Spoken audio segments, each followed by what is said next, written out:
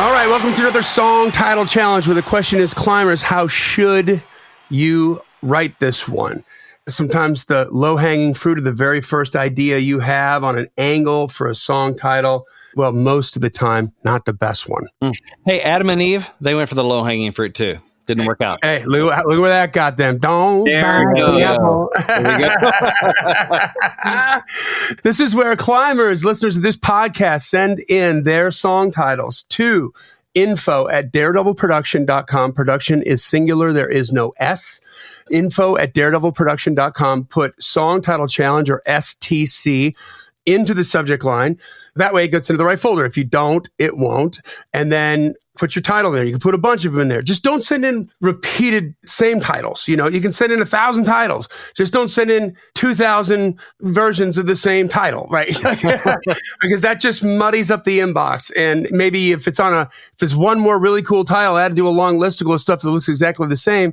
You see how I can delete that and we missed something awesome. But then what I do is spring the title live on the podcast, live to tape, so to speak, to Brent and to an esteemed guest that we have. And we spend the next 20 minutes fleshing out 5 or 6 ideas on different angles that you could write this song, because as Brent likes to say, you got to dig through the bronze and the gold to get to the platinum, right? Mm-hmm. And you got to get past that. And it's like anything else, you spend a little bit of time, so a little bit of creative energy on it.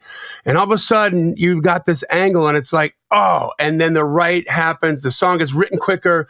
Everybody feels good. Brent, you've been going through your hook book back 25 years and just pulling out old song titles like Lilted Lettuce, Lilted Rotten 25-year-old lettuce out of the back of that hook book and spending 15 minutes on it. And it's like, you're a god who touches the rotten lettuce and it just immediately comes back to life. You're like E.T., it comes back to life. It turns green and crisp again. And then what do? You go and get a cut with that. Like all that except for the part about being like a god in the wilted lettuce. But yes, other than that, that's exactly how it feels. No, yeah, I've been doing it myself because we started doing these. I mean, this is what, episode 139, and we've done a bunch before we started numbering them. So yeah, it was so much fun doing these on the show. It's like, man, I got to do these to my own titles because this works. And it's been working. So, I mean, I've gotten some cuts with it. And it's what you should be doing. I mean, we want to show you guys what this looks like when you flex this muscle so that you're doing this to every single song title. So what you should have done, hopefully before you walk into a writing room, if you get the luxury of writing with the artist and you've got this great idea and the artist is like, no, I want to write a song. I just got this itch. I got to scratch or write a song about Pepto-Bismol. Then you're going to have to be like, oh, that's a great idea. And you're going to want to be doing this like on the spot in the room, right? So that you can make that happen. This builds that muscle. Builds that muscle. That's right. So it's not a co-write in any way, shape, or form. You take all of what we say, take none of what we say. God bless. And we do demand an invite to the number one party. That is correct. Right? Yes. So who we got today, man? Like we got a cool guest today. This is fun. I just met this cat. I like him already. Like his personality is great. This is going to be a fun show. Yeah, this is. Today's guest is a native of Chicago and a graduate of Belmont University. Been part of the Nashville music community since 2000 as a touring musician, songwriter, and producer. Multiple number ones on Billboard, including Come What May by We Are Messengers, In Jesus' Name by Katie Nicole, and Yes He Can by Kane. He is the current Dove Award-winning producer of the year. He was nominated for a Grammy for Best Contemporary Christian Song for When Mercy Found Me by Brett Walker Band. He was a co-writer and co-producer on Ann Wilson's My Jesus. Let me tell you about My Jesus.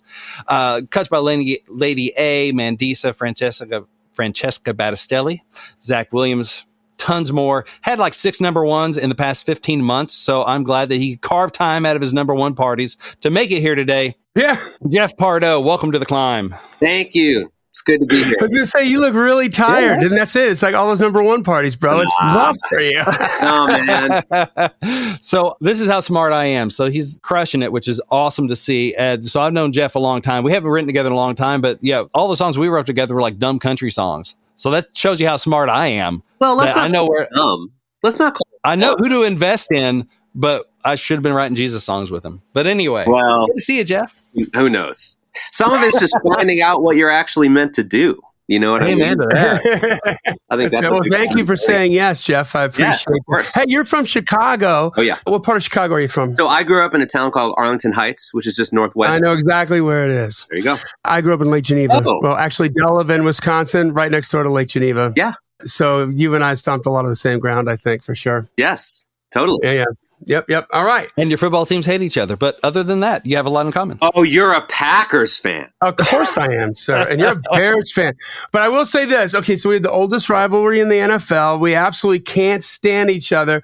But in the whole I can't black even and believe blue, I'm doing this show now. I'm already looking for the egg. and the whole black and blue, I'm going to make it a little better for you. And the whole black and blue conference, you're the team that I think we both have respect for each other because we're the tough guys that didn't put domes on our stadiums. And we're like, That's true. Although the Bears right now are trying to build a new stadium that will have a dome. pussies. I mean,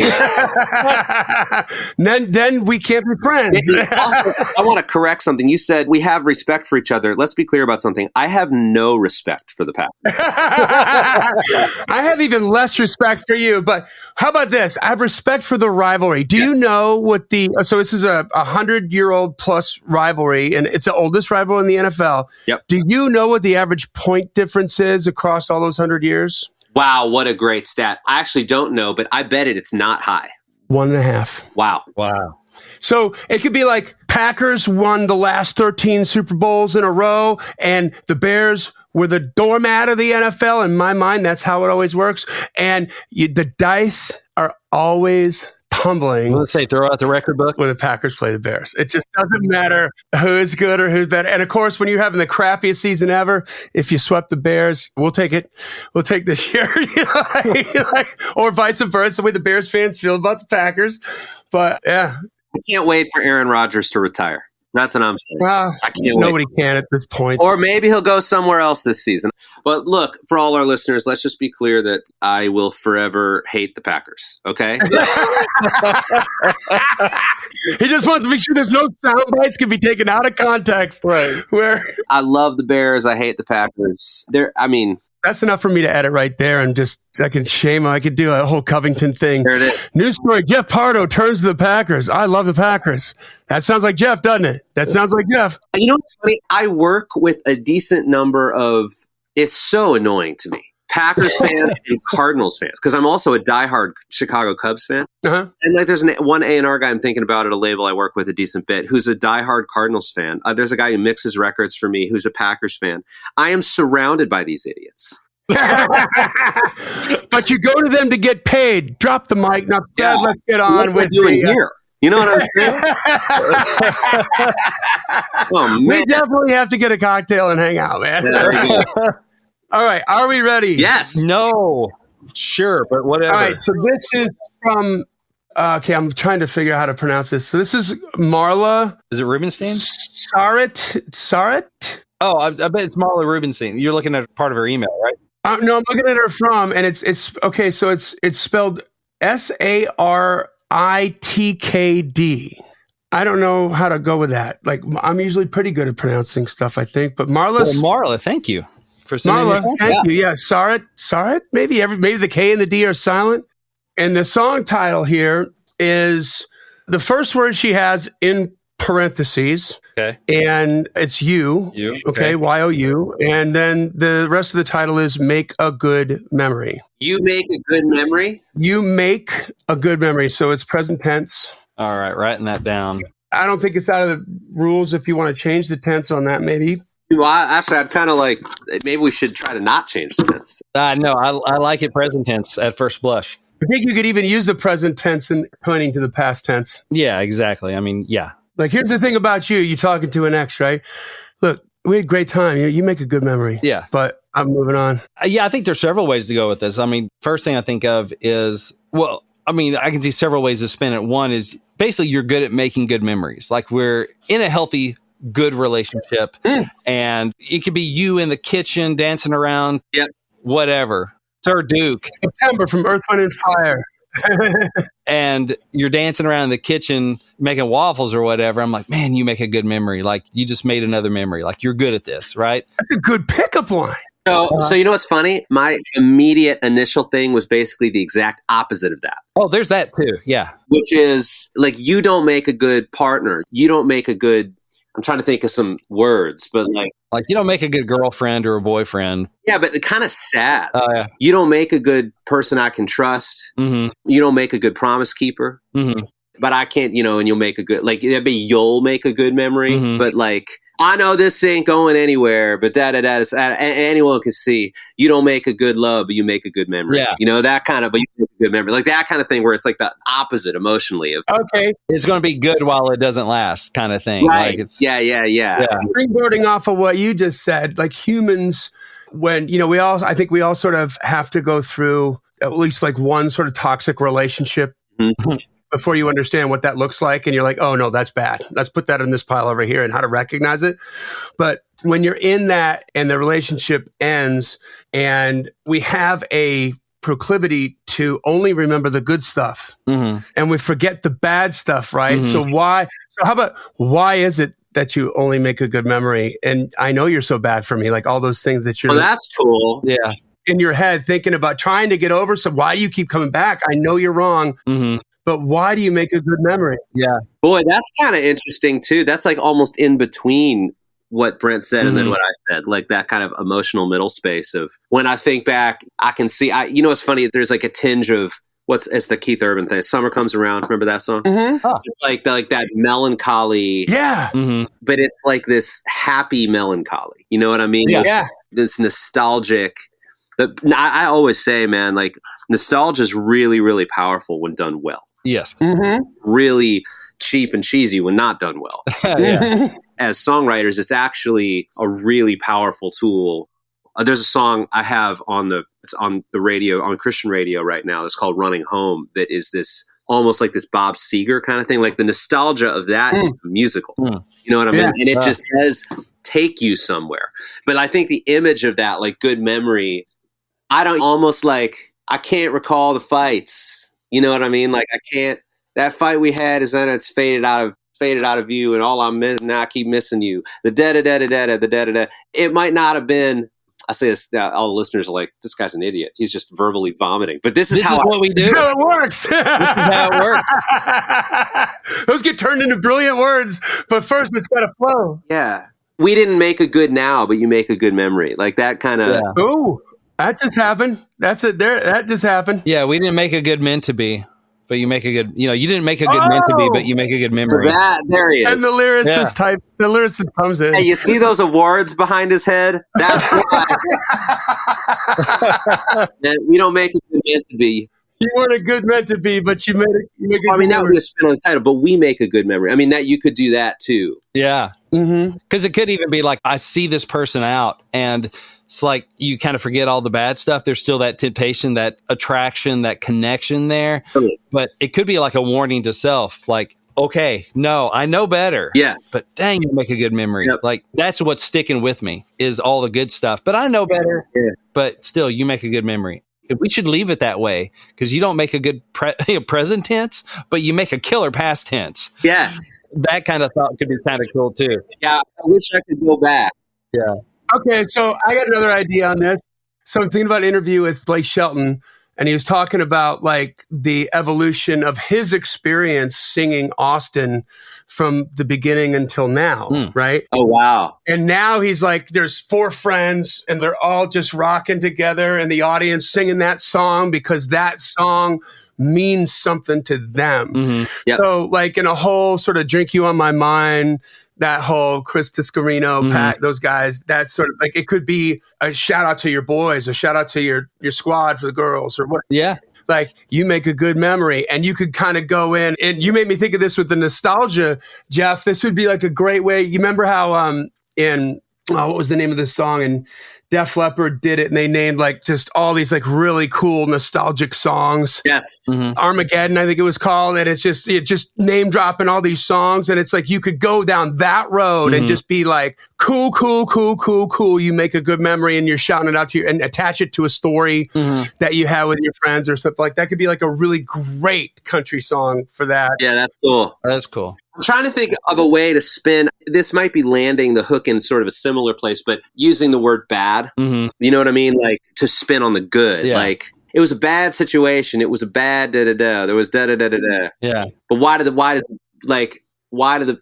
that's not perfect. I was trying to think like, why do the bad thing, for all the bad, you make a good memory. I mean, that's sort of like or it could be like you take a bad night and you make a good memory. Oh yeah, right. Like you take the bad and you turn it to good. Like, yeah, there you go. This was a bad night, or you make a bad margarita, but you make a good memory.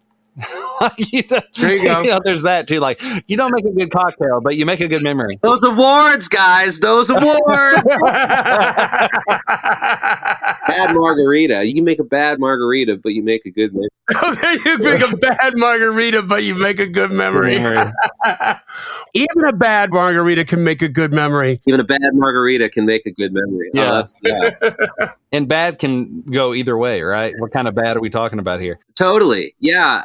I like things like that where you can find the word to play onto just in writing. That can be, again, it's really title dependent. That can get, a friend of mine who's a writer said one time that he's like, man, you got to sometimes be careful if he calls it finger guns in the lyric. It's like, See what I did there? hey, look at Finger guns. I'm so stealing that. Yeah, that's great. It's a little too finger guns. But when you do it right, though, and it's like the right kind of thing, I mean, just that flip of a word can be useful. Yeah. Yeah. It really sets that hook up. I call it like, let the title write the song. Yeah, right. And that's what that is. It's going, okay, we have the word good here. How can we play off that? So this title write the song. Yeah. Oh, so memory. What's the opposite of memory? Is right now. What's the opposite of good? Bad. Right. Yeah. And so that's a great tool to start digging in and go, okay, what is this talking about? So you make a good memory. Yeah. You could go, okay, back to you boys over there and CCM and Southern Gospel and everything. We could talk about Jesus. Right. Mm-hmm. Huh. Yeah. It's a praise Jesus thing. You make a good memory because look at all these lessons you learn. Well, it could be like if you take something bad and turn it to the good, like you can take this bad season and make a good memory. Right. Like if I see your faithfulness, how you provided during that time. Yeah. Oh, like you're going through the trials of Job. Yeah. And then I turn to Jesus and you make a good memory. Oh. Yeah. Almost if you got rid of the you, just make a good memory. Like how this hard day that I can see what the Lord's doing in it. It can end up being this good memory of how he's been faithful. That's interesting. Yeah, it's like building your testimony. This could be the sequel to Monday Morning Church. After the guy refines Jesus, right, or decides to turns a corner, stops hating God, and then it says, okay, and takes everything that he got from that person that he lost and starts to look at the good in that instead of what he doesn't have. You know what I mean? Yep. Why not? They're doing sequels from things from like decades ago. I guess is about due. So yeah, and I was just using that as sort of like a reference to the theme of it, but not to say it had to be but you know what I mean? It's like it could be too, like when you're coming to kind of acceptance of a past relationship that ended poorly. It's like, I can't believe, like after all these years, you make a good memory. Yeah, like I can finally see the good again in this relationship. Like I didn't see that for a long time. It was all bad, but like, well, dadgum, look at that. I guess I've had some peace and some closure. Yeah. Because believe it or not, you actually make a good memory. I didn't think that would ever happen. So that could be a thing. This hit me. I was trying to think about it in my head for a second.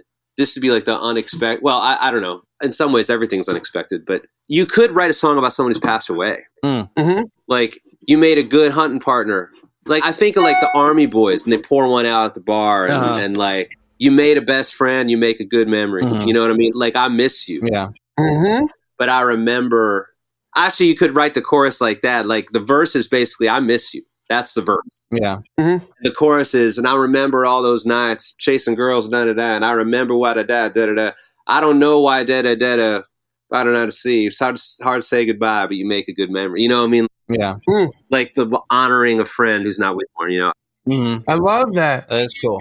How about a dad? This is going to age the artist, but like it could be a dad talking to a son, or it doesn't have to age the artist if the artist is remembering his experience from being the son talking to his dad where he learns a life lesson. Oh, man. Really bad day. All this stuff happened. You come home, you got bullied at school, blah, blah, blah. And then you learn a life lesson. Yeah. And what did your dad say? He's like, look, you know, all this crap stuff happened. Here's the answer. Now you got to make a good memory. Man, you could even do the list. I always call them the list songs. Yeah. Where it's like, Ride on the tractor, hold the door open, da-da-da-da-da-da, fix what's been broken, take the girl out, da-da-da-da-da, always down believe, make a good memory. Like, where it's just like the end of these little advice bits. You know what I mean? Yeah, that's cool. Oh, that's so good right there. Because that's like every day. I mean, like, that's what parents want to do for their kids, right? Let's start making memories. Mhm. Let's start making good memories. Yeah. And that's it. And you're like, let's say the furniture that's in just the end of the day, putting the tractor away, you got a little dust in your boots, you're going to go grab that girl, you're going to go out and you're going to dance, and we're going to make a good memory. Here we go. Yeah. I'm always like, yeah, I mean, you could, yeah, like your grandpa saying it to you. Like, what did he say? Yeah. Grandpa always said to me, you know, hold the door open, say to me, son, oh, now said, oh, like just the things that he would say, and then end the list. Yeah. And you can also add to that, that's how you make a good memory. That's how you make a good memory. Like, you take the bad times and you learn something from it. Yeah. You say, I'm sorry. I literally couldn't even help picking up a guitar. I like had to pick up a guitar. That's awesome. I love this guy, Brent. Yes, he's awesome. It's like on my energy level, man. So that could be that thing too. Like, you know, that's how you make a good memory. But like one verse could be all the kind of the bad stuff. Yes. If you treat it right, that's how you make a good memory out of a bad situation. Yes. You learn something from the loss. You say, I'm sorry to the girl. Yes. You da-da-da-da. That's how you make a good memory. Yes. It's kind of saying that's how you make a good life. It's kind of what you're saying, right? Oh, okay. So jumping off of what you just said, it's like all the bad things that can go wrong in your day, do that listicle song. And then what do? I come home to you and make a good memory. Right. Oh, sure. Yeah. And it's just lifting up the girl. Yep. And it's like, that day's gone. You're my anti-serum to everything. Yep. Yeah. I'm going to forget everything else about this day. You make a good memory. Yep. Yeah, I mean, that's like 8 songs, guys. It's so good. Oh, yeah. And still, I think kind of the low-hanging fruit, which may still be the right one, is the like, dang, you made a bad boyfriend, but you make a good memory. Yeah. You made a good memory, yeah. There's something easy about that. There's something easy about that going, not even that I had good memories of you. You're just better as a memory, which is a Kenny Chesney song. I'm better as a memory. Yeah. Yep. So he has that, which you don't want to step right on that because Chesney did it well and it was a hit for him. But there's some of that in there where he said himself, I'm better as a memory than as your man. Yep. So you almost do the female version of that, but you want to be careful about stepping on that. But I like the life advice, almost the Cody Johnson Till You Can't. Yep. That was a huge song. Yeah, that's a good example. Like that kind of thing where you could do the advice, the list. The grandpa said it to me, dad said it to me. Like Till You Can't's actually kind of a good. And I feel like those kinds of songs are always written well. They're always useful. You know what I mean? Yeah. It's like, it's a big swing. And it's one of those that like you swing and you connect right. That can be a grand slam. Yep. Like it's like it has that in the DNA going, oh, this is a big life song. This could be that kind of thing. Yeah. Yep. It's a big swing. And if you connect, it can be really good things. So yeah, big swing. Well, to Jeff Pardo's point, that's 9. I think we got 9 versions of this or something like that. We were just on fire. There you go. From the beginning to the end with this. Jeff Pardo, great job, man. So fun having you on. Hey, dude, this is great. Jeff, I hope you have a co-write today because you're all warmed up. I'm warm. Yeah. All warmed up.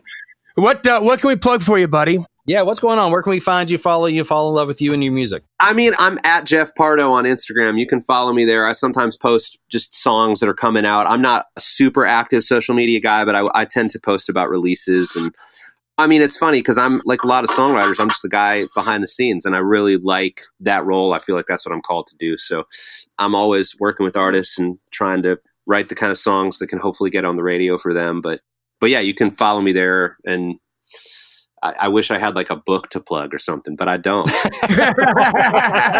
Once this call ends, I'm going to be rough mixing a song that I'm producing right now. That's awesome. So you mentioned the song you have on radio right now. It say Finding Home or? It's called Running Home. It's Running Home. I've got a couple out right now, but that's the one. Yeah, I mean, listen, for the listeners, listen to it just because whether you like it or not, but specifically the nostalgia and the intro of the song. I mean, we really did this like old rock and roll kind of intro, like a like very something that was not on the radio at all. And the bet on that song was like, man, I wonder if this could work, like if it would take people to that place that they remember those records, you know? And we'll see. It's still early on, so it's hard to know if that song's going to like be a big winner. Is that Cochran and Company? Cochran and Co. Yeah. Cochran and Co. Company. Yeah. And yeah, so I mean, that'd be a fun, that literally was like using nostalgia in a musical way. Sometimes used in a lyrical way, but using it in a musical way to communicate something that made it feel new, hopefully. So there you go. Awesome. I love that. And we got to hang out sometime, man. Like, I want to get to know you better, dude. You're so much fun. I'd love it. That'd be great. All right, guys. Well, that brings us to the end of another. We can talk about why the Packers are terrible. Yeah, that's what we can do. We can do just for the sheer pleasure of going out, having a meal, and just berating each other. This we'll do. I can tell you about how I broke Robbie Gould's heart up at Lambeau Field, me and my buddy Kelly Shamefell, and we just berated him all game long, and we got him just to be like, like he'd go like, I hate coming to Green Bay. You know what I mean? Yeah. And we were the two guys that just focused on him the whole time. Dude. That's great. You suck. Like you. This is why nobody likes people from Wisconsin. Nobody from Chicago That's true. likes people from Wisconsin. Listen, here's the other thing you guys do. And my friend Nick, I'm thinking of him right now. He's the mix guy that I sometimes work with who lives outside of Milwaukee. I'm like, you know what you Wisconsin people say? You say things like, oh man, Milwaukee's a really overrated or underrated city. Milwaukee's a really great place. It's like, guys, it's not that. Come on. It's really not. Like, I'll tell you. Like, you cheese curd Packer loving people think that like Milwaukee is this like, oh yeah, it's got some beer, but I mean, Milwaukee's like an overblown hick town, is what it is. Like, it is. Like, well, when I toured as an artist, Chicago, an hour south, which is a world-class city. Just go down there, guys. Well, I don't know about that. You guys don't know what you're doing down there with anything. Hey. Never paid more to drive on more potholes than I did down in Chicago. Let me tell you. That's true. We can go. This will be what our night is like. I would love this. This would be so good for my heart. I don't have a Razorback in this fight, so I'm just hanging out. All right, guys. So send your titles into info@daredevilproduction.com. Put STC or Song Title Challenge into the subject line, and maybe you're going to get a freaking maniac like this who likes the Chicago Bears and is telling people to help you flesh out some ideas. All right. This podcast exists because we want you to win. So keep on climbing. And we'll see you at the top.